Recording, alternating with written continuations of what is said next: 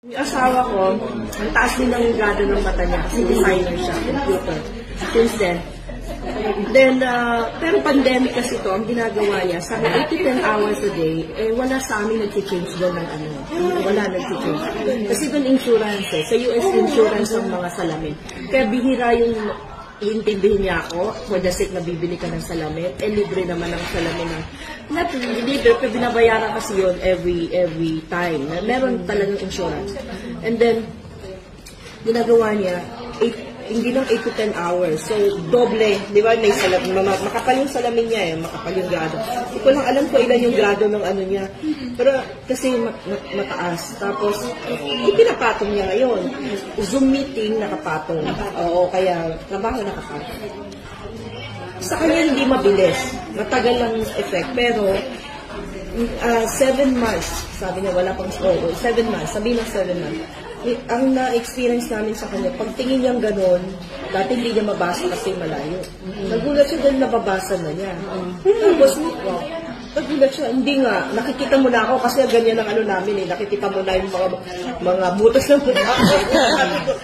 Hindi na totoo, nakikita ko na. Sabi niya, kasi wala naman kami experience. Tapos, okay, sabi niya gano'n. Tapos, kinabukasan, nag-drive siya. Kasi may salamin mo. Hindi naman niya makadrive. Paano ka makakadrive? Very ano yun. Na wala kang salamin. Nakalimutan ko wala na, malayo na kami. Pero nakikita ko. Nakikita ko ang daan. Sininggaling. Tapos, tapos, ang isa pa, hindi niya na ginagamit yung ano niya. Basta yung salamin niya. Kaya niya nang wala yun. Nakakapanood siya ng TV, nakakaano siya. Tapos, ang pinakamaganda niyang experience, actually siya yung maganda experience, na COVID siya 13 days siya sa hospital. Pero by that time, siya yung taong pagpasok sa hospital may dalang bag. Kasi hindi na pwedeng pumasok COVID time diba? Hindi ko alam kung ano yung laman ng bag. Usually, pagpapasok kami sa hospital, wala kaming dala. Kasi naka-gown ka naman doon. Papasok ka, sarili mo lang. Siya may dala.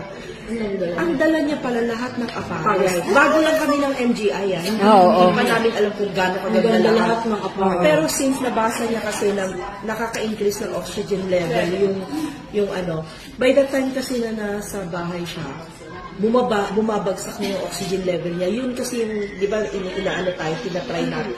Pag bumaba sa ganitong ano yung kailangan itakbo mo na sa hospital, by the time COVID, pumasok siya, ang prayer ko nun, makita ko pa siya pabalik. Kasi nga lahat ng pumapasok, di ba, by that time, wala na, abo na paglabas, di ba?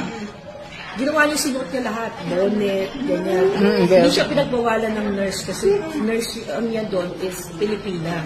So, tinanong lang kung ano yan. Sabi niya, I just need a break. Sabi niya, I just need this. Sabi niya gano'n. Tapos, 2 days, ano lang yun, cellphone lang kami nag-uusap. Kasi hindi naman pwedeng lumalak. Pag hindi siya sumagot, hindi siya makahinga. Hindi siya makasalita. Ang sabi lang niya, baka ibaba ako sa ICU. Yung prayer namin, tumawag na siya lang sa prayer for him. Kasi once na binaba ka ng ICU, ibig sabihin mo, ka, tutubos. Ganun yun. Pero yung prayer niya nga gano'n. Tapos, alam mo, tumaas yung oxygen level niya. Kinabukasan. Tapos, everyday tumataas yung oxygen level. Hindi siya nadala ng ICU. Nakalabas siya ng hospital. Galing. Paglabas ng hospital, ito pa. Hindi siya makalakad na hindi siya ubuhin kasi mahina siya. May blood clot siya sa lungs. Kasi, di ba, ang COVID lungs ang tinigilas. May scar, parang gano'n yun. Ngayon, hindi siya makasalita, uubuhin siya. Ginawa niya yung, di ba yung dito? Yung belt. Di ba usually dito? Sabi niya, hindi ko yung problema ko. Kaya hindi ko ilagay dito. Pinataas niya, tinatawanan ko kasi ang init nun di ba? Pero ang mind niya pala, ay, dito yung problema ko Hindi naman wala. Taas niya, alam mo nung ilang ano lang, ang bilis ng recovery niya, nakalakad na siya, nakatapos yung salita. Nagulat na lang siya, bigla na lang siya nagsalita ng dire-diretso. Kaya sabi niya, ako hindi ako masyadong nagbo-broadcast ng product.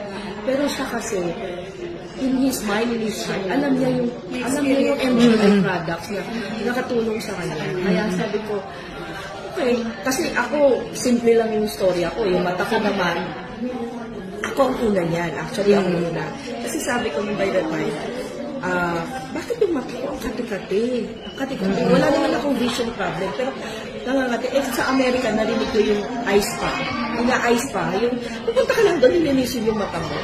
Sabi ko, naalala ko yung sister-in-law ko, ini-introduce yan, hindi lang namin pinansin. Tumawag ko, ate, hindi ko na makaya kasi pag gising ko sa umaga, makati na rin yung mata ko dati. Sa hapon lang, dahil siyempre exposed siya. O sige din, padadalang kita. Pinadala niya. Unang suot ko, nagdadrive ako ganyan. Lumuha ito sa kumbaga. Ay, siguro yung aircon. Ito mismo. Ito yan, siguro ko ganyan. Ay, siguro yung aircon, kasi bumuga na aluha. Tapos, pangalawang araw, suot ko na naman siya. Yung kabila naman yung ay, sabi ko, ito na yung sinasabi na Oo, detox. Nawala yung kape, saglit yung mantalang tiniis ko yun, ang tagal-tagal ko yun, hapdi-hapdi. Tapos, yan, yung isang ano ko mata, tapos yung paa ko, sabi ko, kasi ang sakit ko, mabigat ko eh. Pag umaga, hindi ko maiganyan. Medyas lang pala katapat niya. Paglagay mo ng medyas, o ito, may niggard ako. Hindi na pepres yung iyong binte. Ang ganda ng ano, hindi. Yung medyas. Oo. Yung medyas, hindi masakit dito. Kasi, hindi ako pwedeng walang sinelas sa bahay. At saka yung sinelas ko dapat malambot. Yun, meron kasi yan eh. May Adidas ako na maganda yung ano niya. Hindi pwedeng wala. Kunyari, apak ako, masakit. Ang ano lang, medyas. Yung asawa ko, pulikat, nawala lahat. Yung pulikat niya. Kasi yung tatas yung guard. Yun, nawala lahat. Tapos ito, yung knee guard, kung wala ito, wala. Hindi ako makakalala. Kaya, yun na. Pero marami akong experience sa Amerika, pero mas maganda yung mga experience dito. Pero, dahil lang maganda yung Kita lang sa Thank you, ma'am.